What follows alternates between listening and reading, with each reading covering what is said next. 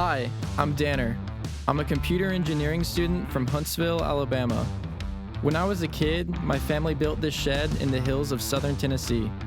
It sat dormant for nearly 20 years and began to deteriorate.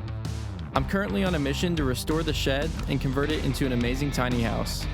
With the help of my dad, I'm learning the basics of construction, restoring the land, and documenting our story. This is Abandoned Shed to Tiny House. Hey everyone, and welcome back to the channel. Today is the big day where we're finally going to be putting some sheathing on top of our rafters.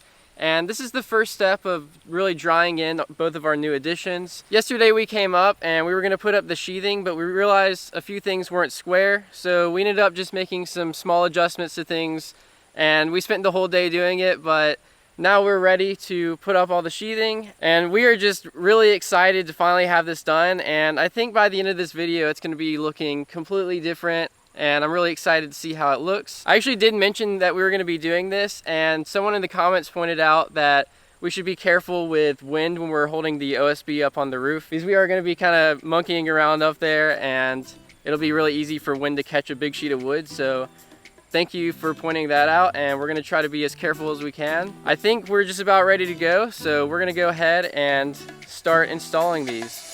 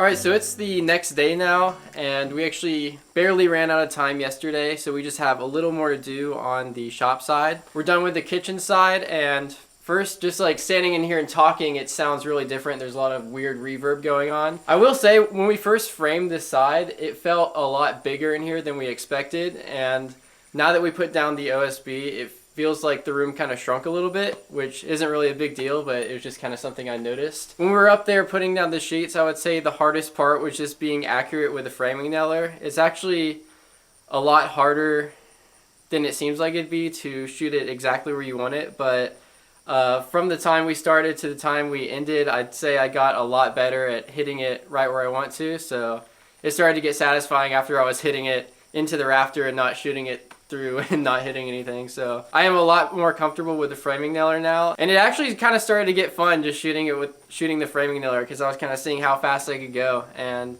I'm pretty sure we're going to be able to finish this other side just in a couple hours, and it should be pretty easy. So we're going to go ahead and start on the other side, and hopefully we'll finish everything up today. So let's start working on that.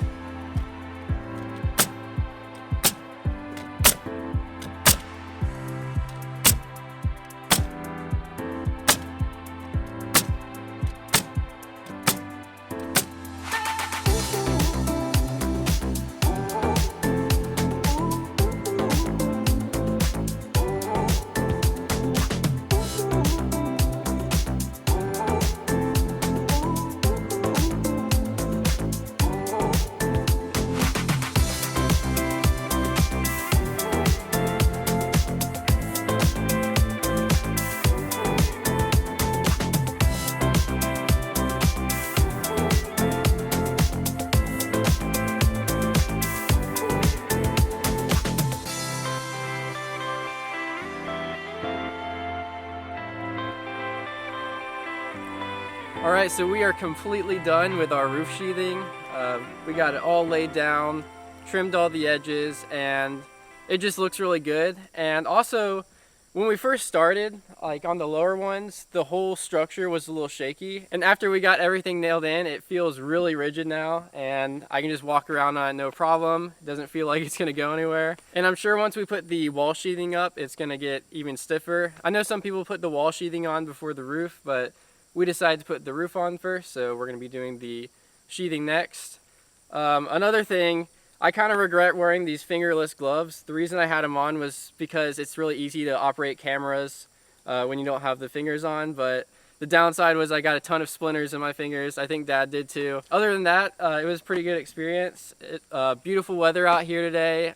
We weren't sweating like we were earlier in the summer, and yeah, it was just a great day. We were playing some music, getting work done, and now it's all done and it feels really good. It's kind of funny, when we started this project, I really didn't think it would take that long to do. I thought maybe it would take like a few months, and here we are a year later and we're still drying in the shed. So it's pretty crazy how many obstacles we've had in this whole project. First we started with grading the land. That was a whole thing. Concrete was actually a really big challenge. Scheduling concrete and finding contractors for that took a while, and then it got really cold on us. We were dealing with weather, and then you guys know that lumber prices shot way up, and we were finally able to get all of our lumber, finally able to overcome all the weather, and found a perfect day to put all this down. And we are so close now to having this completely dried in. I know I've talked about it in the last couple of videos, but we're really almost there. Then we have some more fun things lined up that we're going to be working on, some inside projects. We have some cool things we're going to be doing with siding. I think you guys are going to like some of the stuff we're doing. So make sure you subscribe, turn on post notifications so you don't miss out on those videos. I also wanted to thank everyone who has come over to our Patreon and backed the project. It definitely helps a lot with buying some of this stuff, and we're really thankful for your support. But I think that's going to be a wrap for this video. So thank you for watching, and I'll see you guys in the next video.